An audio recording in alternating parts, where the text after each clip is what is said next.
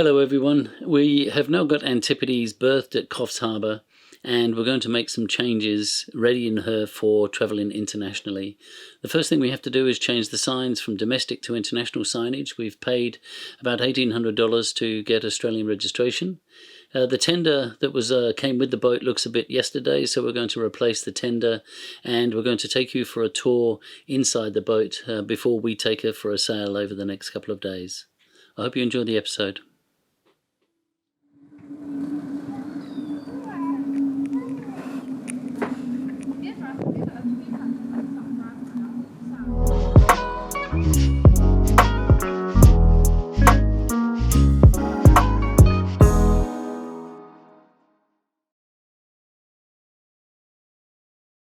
Well, here's the inside of Antipodes, and you can see there's the main entrance into the saloon. There's plenty of storage. It came with some cups and some other stuff, so we didn't have to go out and buy any of those, which was nice. As you can see, the layout is very convenient. There's the galley with our stainless steel stove, which runs paraffin. We've got some freshwater taps and 3-burner stove. So on the left of the galley here is the refrigeration and the freezer compartment, which is absolutely huge. So we should be able to store quite a bit of stuff in there for our travels. And in the main saloon area there's a beautiful city and dining area. Plenty of space in here. It's about 4.8 meters wide, so super wide. Got about 6 foot, maybe 6'2" in terms of the headlining. Lots of space, lots of air coming in, plenty of natural light. There's a space heater, which is again stainless steel. That was made in New Zealand. So yeah, she's lovely laid out and got lots of storage and lots of room for 4 to 6 people, nice and comfortably. There's a stereo system built in, which we've managed to get going. Nice to have a bit of music occasionally. So it's hard to imagine that she's 30 years old. The headline in the furnishing and everything is really good. So this is the nav station. The nav station's got a lovely large desk with storage underneath. It's got an MF radio. The VHF radio has got the DSC with it. And really uncluttered. I'm going to be using the iPad for doing navigation, maybe use C-Maps or Navex. Got a nice comfortable space. And this is the berth next to the engine room. At the moment it's a double berth, top and bottom. We've got a Mercury 15 horsepower to go with the tender, and then that leads on to the engine room. There's a good chance we'll convert that room to store our mountain bikes in when we're en route. The engine room's got the gen set and hot water, water maker, and really nice. Learman 120 horsepower, in really good condition. It's only done about 2,000 hours. Lovely thick walls, so there's not a great deal of sound comes through, but with all diesel engines there's always going to be some sound. Back past the galley we've got the main switching for the boat, more storage, just some laundry and linen cupboards ahead of us here. And this leads into the aft master cabin, and as you can see the woodwork is impeccable, just really good, lovely thick solid doors. That leads to the water maker in here. You can just see that needs to be commissioned, so I'll be busy doing that over the next few weeks. And here's the master cabin, and nice and big, lots of space, a little bit of linen already supplied with the boat, and again plenty of storage. The woodwork, as you can see, is just terrific, second to none. It's nice to see some real wood. Again, plenty of storage, and again storage under the cushions, which is nice. A lot of spare parts on the boat, so at the moment I've got to go through those and rearrange them and catalogue them. Now this is the forward cabin. This has got a double berth, a half berth and a small berth for a child, which we may just use for storing the surfboards. Again, lovely big hatch to let some air and light in. Nice big cabin. So just in here is a hanging locker, so it's a full hanging locker, and we keep some of the supplies in this room as well. Again, more of the same in terms of bedding. Some nice port lights, which is good, and all in terrific condition. So it's nice to buy a boat sight unseen, for it to be in such remarkable good condition. So the broker in New Zealand was informing me about how good the vessel was, and true to his word, it's perfect.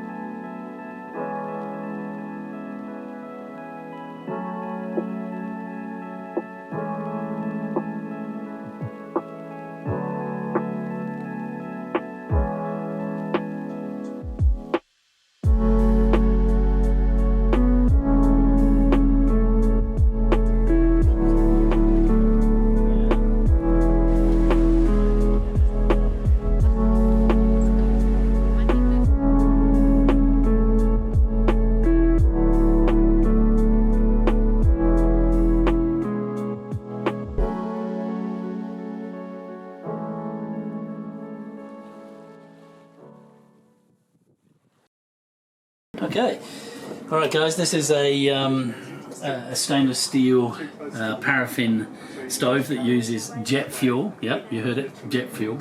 And there's a method for using it. There's two ways you can do it. At the moment, as you can see, we're underway, so we've got a slight lean on the gimbal of the stove. We can put methylated spirits in here and light it, and then this will warm this up. Or we can use this this flame monster, which is what we're going to do. Whoa.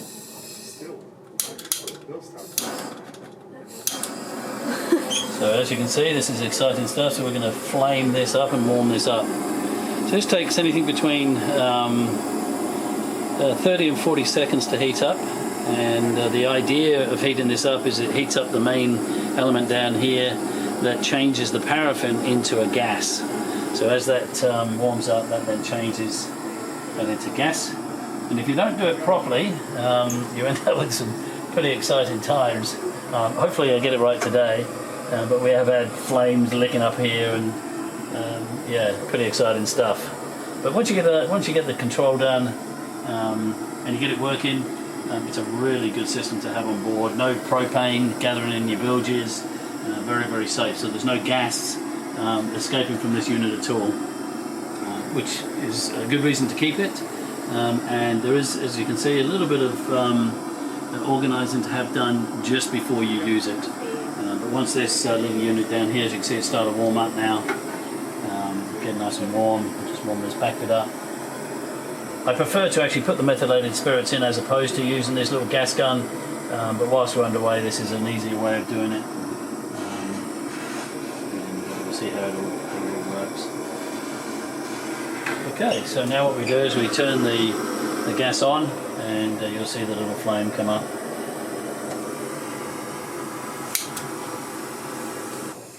and that's the gas ready to go.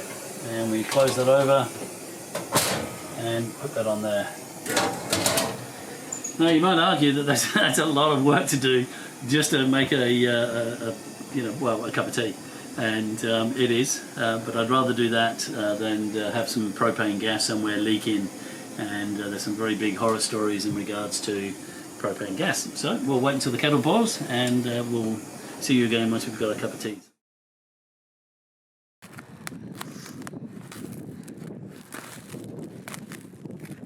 All the way from China. Then we just finally got our tender delivered last night at 8:30. We've unpacked it, brought it round to the side here, lifted it onto the boat, and we're just going to go and do an unpacking. So this is from China, so it's going to be interesting to see the quality of it.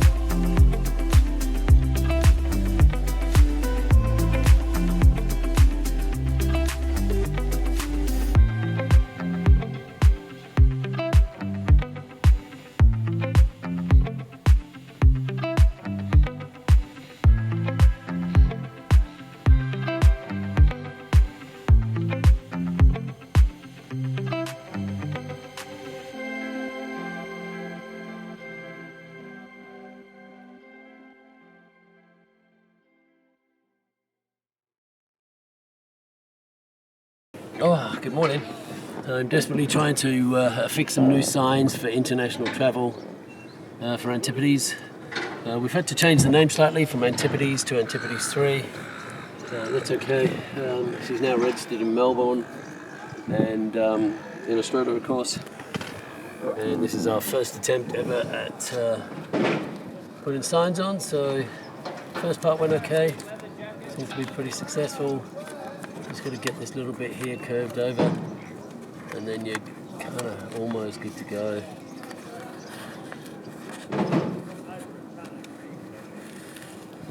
So once you get that started, we can then start applying a little bit of pressure to the leather, trying to reduce any air bubbles is the name of the game.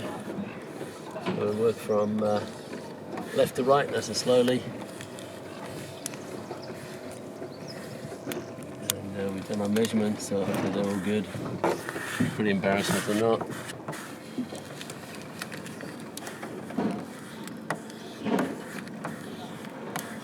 A little bit rocky on the boat, on the water, and the tender.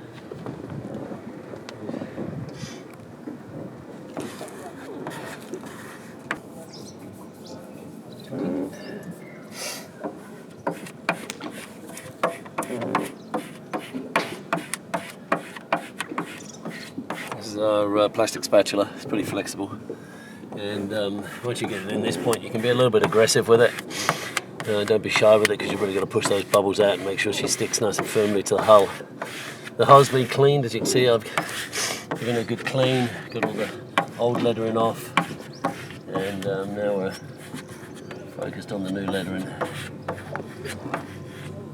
So this is a requirement for international travel, that we have a ship recognised on the ship register.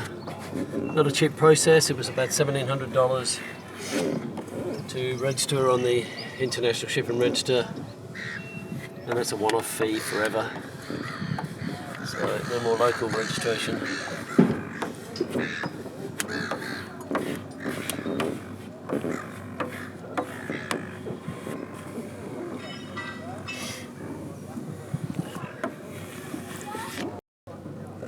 Okay, so the vinyl lettering comes with a Avery Dennison backing and the front, and we chose to get raw navy blue, and that's the backing sheet that has to come off first.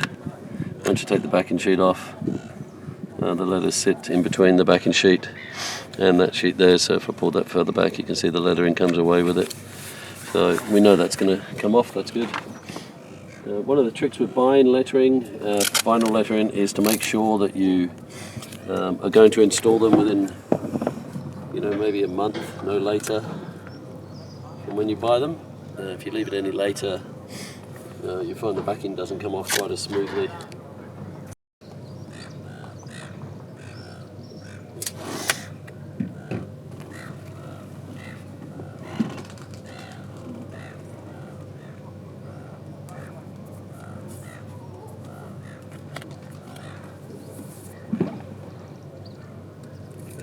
Looks pretty bloody into a different shape.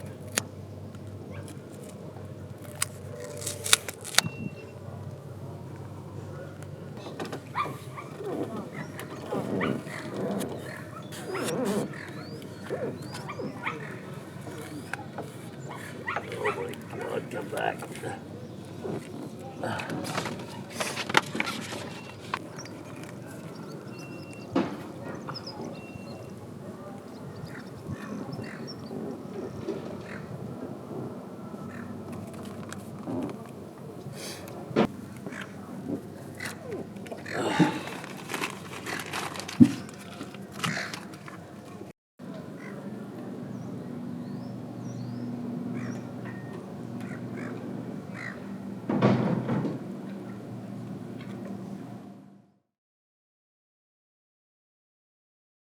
Good evening, ladies and gentlemen. At this time, we'd like to call your attention